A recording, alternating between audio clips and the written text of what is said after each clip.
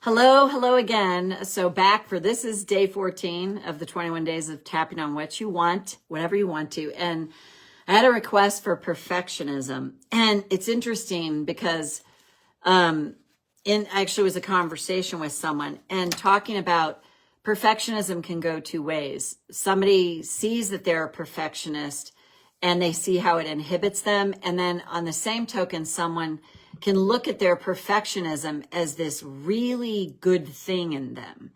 And it can, perfectionism is never good because it's an impossible standard, but it's like to see it as a good thing. But what happens when this perfectionism, because in the wise sage wisdom of my sister who passed along, she said, nobody's perfect. There's such a sentence she said all over the time, like she was a freaking sage. And it's like to make it okay that, and I see this, I have people that I know, I growing up Catholic the way I did, you're supposed to be perfect and yet you knew you never were. And you just lived in terror of the fact that you could not, is always trying to get it right. And yet you could get it right sometimes and then you would get it wrong. And it was crazy making. So either way you go, if you're someone that say you see your perfectionism as an asset, think about like, in what ways could this hanging on to this perfectionism be inhibiting me? And then again, it's also like when we're not perfect, what happens when you're not perfect? How do you talk to yourself? How do you feel about yourself? A lot of times people can get super defensive and go into denial and be like, no, I didn't do that, or I didn't say that, or whatever. Or this, starving need to get it right. So I know for me, again, I'll speak with my own experience. When I was raised the way I was, you're supposed to be perfect. I even remember my dad, you got to be perfect. And it's impossible.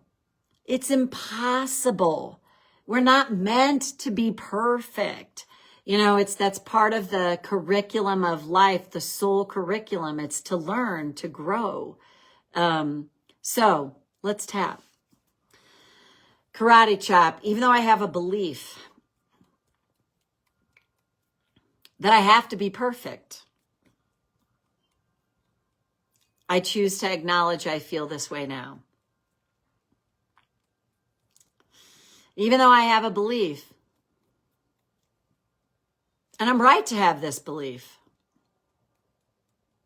I should be perfect. I choose to honor myself right now. Even though I have a belief that actually tells me my worth is tied to being perfect. So what happens when I'm not perfect? I choose to honor myself right now. This belief about being perfect, how does it really get in my way? What happens to me when I'm not perfect? Where do I go? How do I behave? Not being perfect. It's actually impossible. And yet I learned so long ago that the only way to try to be safe is to be as perfect as possible.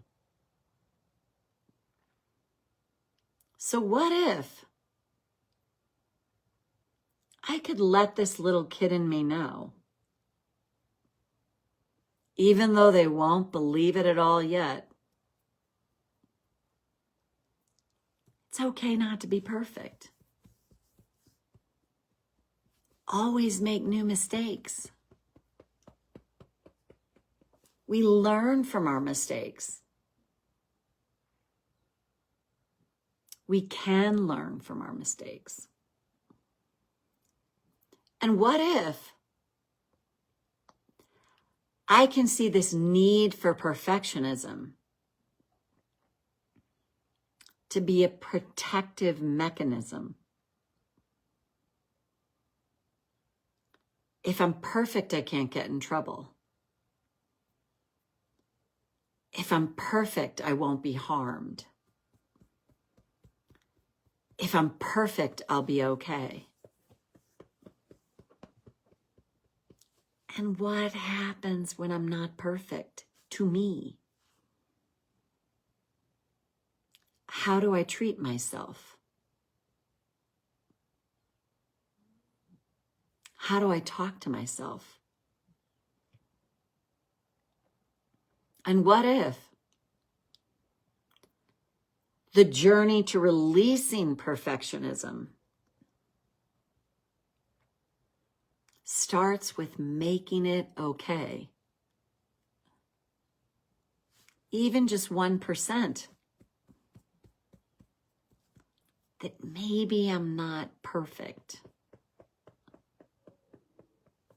And what if that's totally okay? I have to be perfect. What if I don't? I have to be perfect. What if I don't? I have to be perfect. No, I don't. I have to be perfect. What if I don't? I have to be perfect. No, I don't. I have to be perfect. What if I don't? And what if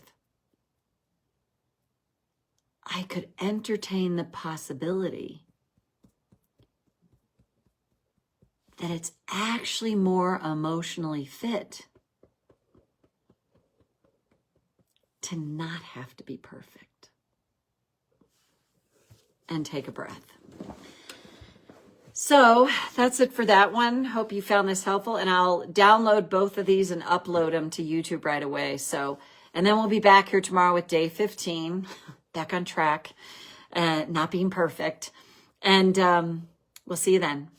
Bye for now.